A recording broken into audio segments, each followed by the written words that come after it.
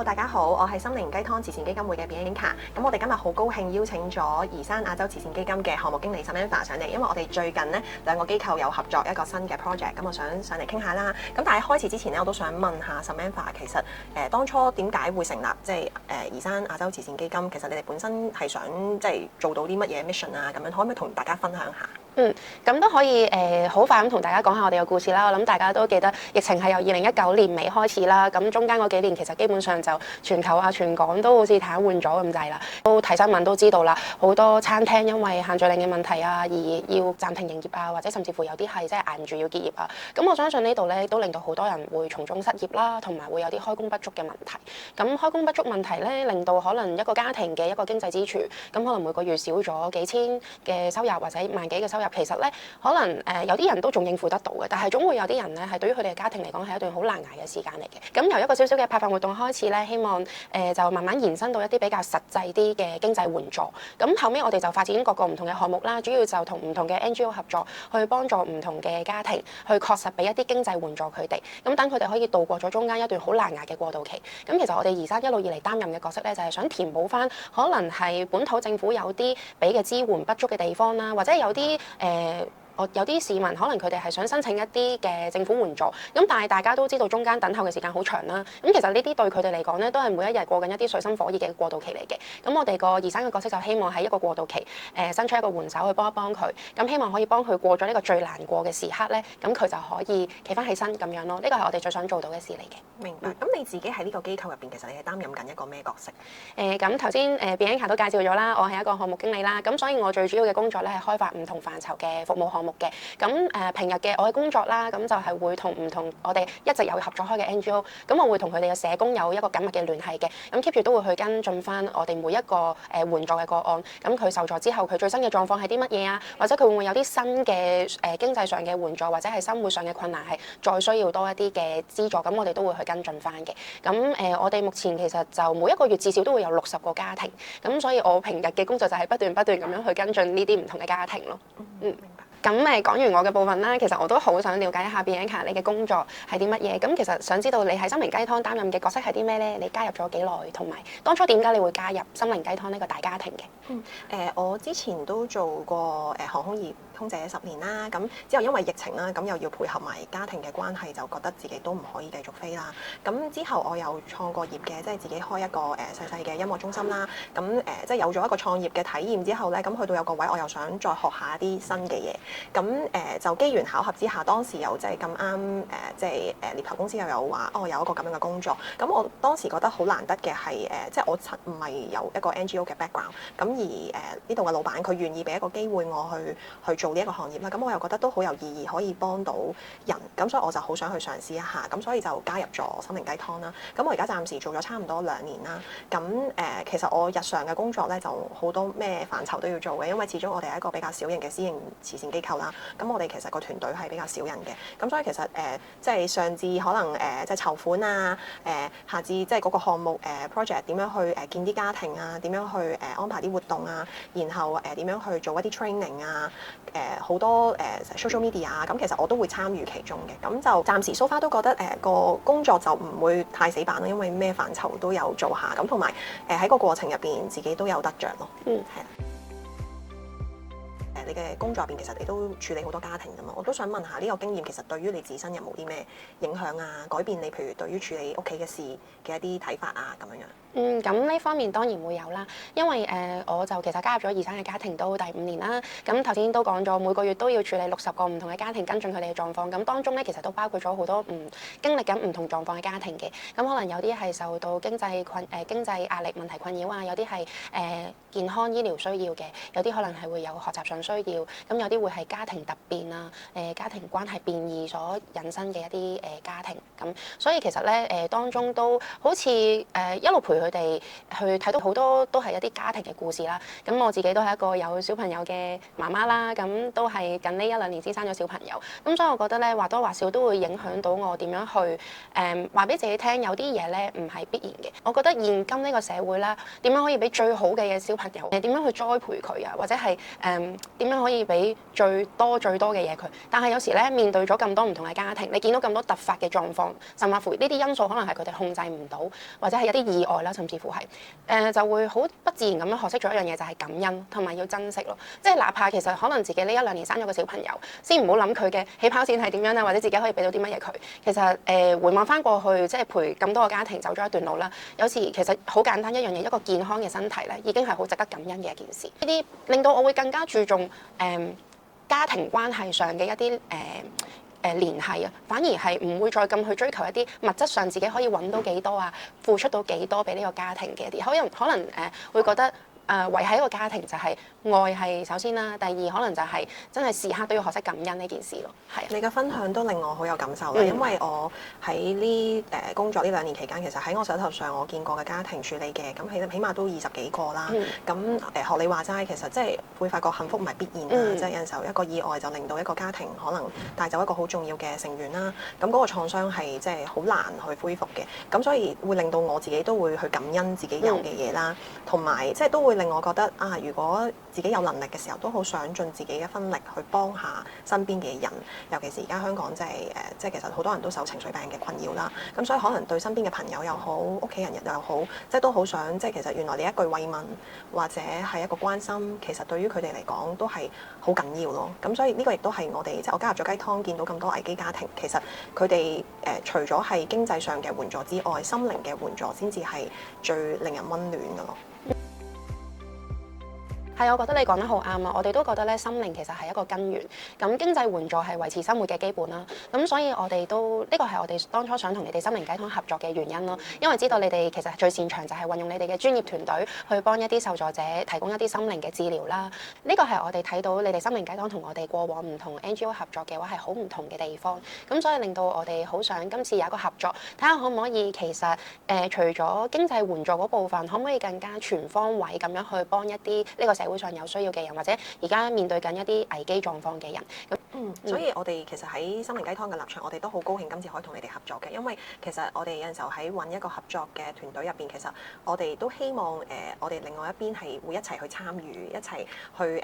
見啲家庭啊，去了解佢哋嘅進步。咁所以今次得到你哋嘅支持，我哋就有咗 Hopeful 呢個 project 啦。今次個 project 就會分開3個部分啦。第一個部分就會係家庭自強計劃啦。咁就係我哋本身心靈雞湯由18年開始已經即係幫過差唔多100個家庭嘅一個項目啦。咁就係全面由即係幫一啲由社署嗰邊轉介過嚟嘅家庭，幫佢哋由危機去到穩定，然後幫佢哋揾到一個方向去可能係興趣，最後即係最好嘅就係佢可以出翻嚟做嘢啦。甚至乎有啲佢未做得嘢住，因為小朋友仲細嘅原因，起碼佢可以出嚟喺個社區度去幫手做義工，貢獻翻俾個社會咁樣樣。咁所以呢個家庭自強計劃我哋喺今次入邊都會收5個家庭啦。咁就另外咧，亦都會有我哋有個新嘅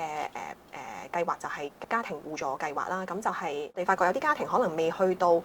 真係去到有危機，但係其實佢都需要我哋嘅幫助嘅。咁所以呢一紮家庭咧，我哋都會提供一系列嘅活動俾佢哋去參加。咁最主要就想係提供翻而家我哋呢個社區有一班同路人，咁佢哋都係有唔同嘅經歷嘅，即係可能有啲係老公意外離世啊，有啲可能係遭受過家暴啊，有啲係老公可能賭啊毒啊，咁想俾翻呢一班人知道啊，其實佢哋唔係孤單㗎喎，其實喺呢個社會上面都有一班人同佢有相同嘅經歷啊，原來佢都可以行到出嚟喎，我都可以，咁就想通過一啲集體嘅活動去療愈到呢一班人，可能未必可能提供到好多1對1嘅治療，但係可能用另外嘅形式可以去影響更加多嘅家庭。咁最後一部分咧就會係我哋叫做 MIT 啦，就係去訓練一班已經喺逆境入邊走過嚟嘅媽媽，咁佢哋可能即係因為年紀嘅問題啊，因為屋企小朋友仲細嘅問題啊，未必咁容易喺社會上面揾到一份工，或者做嘅都係一啲低技術嘅工。咁我哋好想俾到一個機會去訓練佢哋入嚟我哋機構度做學徒，可能用一個義工嘅形式，佢又學到嘢，自己又可以幫到別人。咁呢個都係我覺得我哋呢個計劃其中一個最有意義嘅地方咯。係啦，咁你頭先講到呢啲學徒咧，其實喺呢方面我哋都有好深嘅感受。好記得咧，我同徐太即係我哋移山基金嘅主席啦。咁我哋第一次嚟到訪你哋呢個中心嘅時候咧，好記得有一班媽媽去迎接我哋嘅。咁其實當時我哋嘅感覺就係眼前有一班充滿自信嘅媽媽啦。透過你同我哋介紹先知，原來佢係你哋中心嘅學徒嚟嘅。之後你同我哋講翻佢哋各自幾位唔同過往嘅一啲經歷咧，其實當時我哋覺得係好奇蹟啊！我哋唔敢相信眼前當時嗰個咁自信嘅佢哋咧，原來曾經係經歷過一啲咁重創嘅經歷，咁佢哋每一個人都曾經有過屬於佢哋嘅故事啦。咁佢哋曾經都喺處於一個好絕望啦、好負面啦嘅一啲狀態。咁我哋覺得哇，原來第一次嚟到訪你哋嘅中心，見到原來嗰個轉變係可以咁大，係奇蹟般嘅改變。咁所以令到我哋覺得好有興趣，想睇下我哋可以點樣合作落去咯。咁其實而家個 project 已經即係進行咗2個月啦。咁其實 so far 你覺得個進度點樣樣咧？咁喺當中你會唔會譬如對邊一個家庭你最深刻咁樣？So far 其實我哋開始咗短短2個月啦，咁但係其實咧好定期每隔大概1個星期度啦，都會收到你哋心靈雞湯同我哋去更新每一個家庭嘅最新狀況嘅。咁以我認知同埋我哋有參與嘅部分，所以都知道喺自強計劃嗰度我哋暫時收咗4個家庭啦。咁而喺互助計劃嗰度我哋都收咗3個家庭。咁當中仲有好多唔同嘅學徒活動啊，或者係互助嘅活動啊。咁有時間我都會參與其中嘅。咁當然亦都會參與同你哋一齊去做一啲嘅assessment 啦，咁亦都知道你哋搞咗好多係啦17個唔同嘅活動係啦，頭先都講咗，我都會有時去參與。其實好感受到好感受到你哋心靈雞湯想營造一個好好嘅環境，好舒服嘅環境，好輕鬆嘅氣氛去俾呢一班受助者去享用呢度嘅設施啦，享用呢度嘅服務同埋參加唔同嘅活動啦。第二其實都感覺到咧短短2個月入邊咧，雖然唔會話見到佢哋一個好大嘅轉變，但係至少咧每一個星期收到嘅一啲更新狀況咧，都見到佢係 keep 住有進展緊嘅。咁所以都會令到我哋好抱有希望啦，同埋好期望喺我哋收到呢4個嘅暫時呢4個嘅自強家庭入邊，會唔會又可以好似我哋當日見到嗰班學徒一樣，之後會有一個奇蹟般嘅改變呢？咁呢個都係我哋好期待嘅一個地方嚟嘅。咁當中咁多個家庭，你會唔會對邊一個最有感受、最深刻？都有㗎，因為咧，我記得我哋都有去參與過一個 trauma assessment 啦。咁記得嗰個係一個媽媽嚟嘅，咁佢當日亦都帶住佢2個小朋友過嚟啦，一個仔仔，一個女女。咁其實呢一個媽媽咧，我感覺到佢本身性格都係一個好樂天啦、好堅強嘅女仔嚟嘅。咁本身亦都係有一個好完整嘅家庭啦。咁但係後尾因為一啲家庭上嘅突變，而令到佢要面對生活有一啲突如其來嘅困難啦。一啲嘅逆境啦，咁可能對於佢嚟講嗰一刻係好負面、好絕望，咁好深刻記得佢，甚至乎係同我哋講過唔止一次有嗰啲唔好嘅念頭，咁都一路參與其中，其實都聽到我哋都好心痛嘅。咁但係嗰短短大概1個零鐘嘅 assessment 入邊咧，睇到佢由本身都唔係好願意打開自己，本身都唔係好想面對自己嘅傷口，咁但係即係喺你哋心靈雞湯嘅專業輔導之下啦，一步一步咁帶佢慢慢去打開嗰道門，慢慢去面對翻佢而家現正處於嘅一啲狀況啦，佢嘅傷口啊，咁到最後佢係好堅定，用一個好堅定嘅眼神去同我哋講，佢好深信佢一定可以做到佢想改變嘅事。咁當下聽到咧，其實我都有啲毛管戙嘅，即係我都眼濕濕，因為我哋其實都第一次去參與一啲叫做比較深入嘅 trauma assessment 啦。過往其實我哋都係主要透過唔同嘅社工，可能去做啲家訪啊，可能傾嘅話題、了解嘅內容係會比較表面。咁呢啲都係我哋第一次比較深層次咁樣去參加一啲嘅trauma assessment。咁冇諗過原來由零開始去睇到呢一個受助者，佢由最危機嗰個狀態啦，嗰個狀況啦，好似真係我哋一路陪住佢，慢慢大家一齊集合我哋嘅力量去拉佢起身。咁覺得個力量係好大嘅，所以嗰短短1個鐘入邊咧，我對於呢個媽媽嘅印象都幾深刻。咁其實 Bianca 我都想知道你又處理咁多唔同嘅家庭啦，咁其實你會唔會都同我一樣對某一啲嘅家庭係特別印象深刻㗎？其實好多都好深刻嘅，不過當中我諗我最有感覺嘅就係曾經上一個 project 有一個媽媽啦，咁佢係經歷過先生即係可能吸食完毒品之後咧，攞把刀出嚟斬佢嘅，咁其實係真係斬咗落去佢隻手度嘅。咁當時其實即係佢爭少少就冇咗條命㗎啦，即係好彩就係可能有啲朋友咁樣就即係令到嗰件事冇發生落去啦。咁但係佢第一次上嚟見我哋嘅時候咧，我好深刻印象當時佢係講唔到嗰 part 嘅經歷嘅，同佢講好多嘢，其實佢答我哋嘅時候都係好簡短啦，你感受到佢係好有創傷啦，亦都講唔到任何當日發生嘅一個片段，咁我哋都唔敢再去即係打開佢嘅傷口住啦。咁但係後來安排咗我哋嘅治療師同佢見咗2次啦。咁我覺得真係好奇蹟地有一日佢翻嚟做完治療咧，佢企咗喺個廚房度，咁然後就同我哋傾偈嘅時候咧，咁我就話：咦，點解你今日咁唔同嘅？咁佢就自己同我分享見完治療師之後，對佢翻到去同仔仔嘅關係有啲咩轉變啊？即係由一開始我好深刻印象，佢嚟見我哋，佢係話唔俾仔仔去踢波，因為佢覺得好驚佢會受傷。咁去到當下，佢話佢意識到原來以前自己係咁樣係唔啱嘅。然後之後佢喺短短可能幾節嘅治療之後咧，佢就同仔仔一齊去報考呢個救生員，咁一齊有共同嘅目標，一齊考到嗰個救生員牌。跟住然後又再去即係佢而家呢個媽媽已經係重新出嚟做翻嘢。即係呢個係我手頭上經歷過嘅個案入邊係真係恢復得好快，即係好似奇蹟咁樣樣啦。咁當然未必每一個家庭都可以做到佢咁快嘅，咁但係其實我覺得喺呢度遇到好多媽媽，我都覺得我好佩服佢哋，因為有一啲咁樣嘅經歷，即係包括頭先我哋講話，而家喺我哋會跟我哋做學徒嘅幾位媽媽，即係其實佢哋有啲個年紀都唔細㗎啦，都可能50幾歲，但係佢哋喺呢個年紀，佢都願意出翻嚟，佢哋真係好好學，即係佢哋好想學英文，好想學電腦，真係有啲有可能26個英文字母其實都唔係好記到嘅，佢就好珍惜我哋俾佢嘅所有嘅訓練嘅機會，咁所以呢啲媽媽其實每一個 case 都係令到我覺得好深刻咯，咁所以喺移山入邊都可以嚟緊都會可以我哋製造更加多嘅家庭都係可以渡過難關，然後成為我哋下一個學徒咯。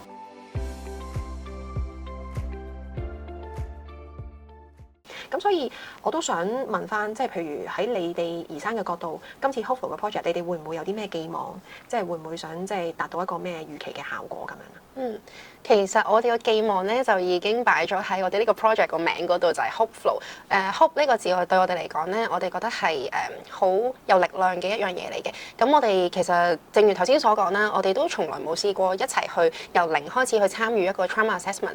去睇到一個家庭喺佢最危機嘅最重創嘅嗰個狀況，去一齊陪佢一路咁樣去走過來，咁所以其實當中我哋都感受到好多時候而家佢面對緊佢咁絕望啦、咁負面嘅狀態咧，佢哋心入邊嗰道門其實係閂埋咗嘅。咁甚或乎佢哋閂埋咗呢道門咧，根本就睇唔到門後邊其實係有曙光啦，或者係有將來嘅畫面啦。咁我哋真係好希望帶到一個希望佢俾佢哋，其實話翻俾佢哋聽，我哋有唔同嘅力量一齊去幫你扶住你，希望你可以慢慢用自己嘅力量去打翻開心入邊嗰一扇門啦。咁打開咗道門之後，其實都希望佢可以見到後面其實係有曙光嘅，亦都有好多可以重新過翻一啲去理想生活嘅畫面嘅。咁所以我諗希望呢個字咧，就係我哋想喺呢一個 project 入邊實現到嘅一樣嘢咯。咁我哋今日好多謝 Samantha 上嚟同我哋分享咗 Hopeful 呢一個 project 啦。咁我都好多謝 Bianca 你今日邀請我上嚟分享咗好多你哋心靈雞湯嘅家庭故事啦。咁而我亦都好期待咧，我哋呢個 Hopeful 嘅計劃完咗之後，可以同大家分享更加多嘅奇蹟故事。如果大家想了解更加多我哋今次 Hopeful 呢個 project 或者係2間機構嘅背景，可以喺 info box follow 翻我哋嘅社交平台。咁我哋今日嘅分享係咁多啦，拜拜。拜拜。希望各位善長上我哋嘅網站月捐支持我哋，幫每個危機家庭提供1對1嘅心靈創傷治療、實用嘅就業培訓，同埋建立一個由家庭主導嘅互助社區。你嘅每一分支持都能夠改寫一個家庭嘅未來。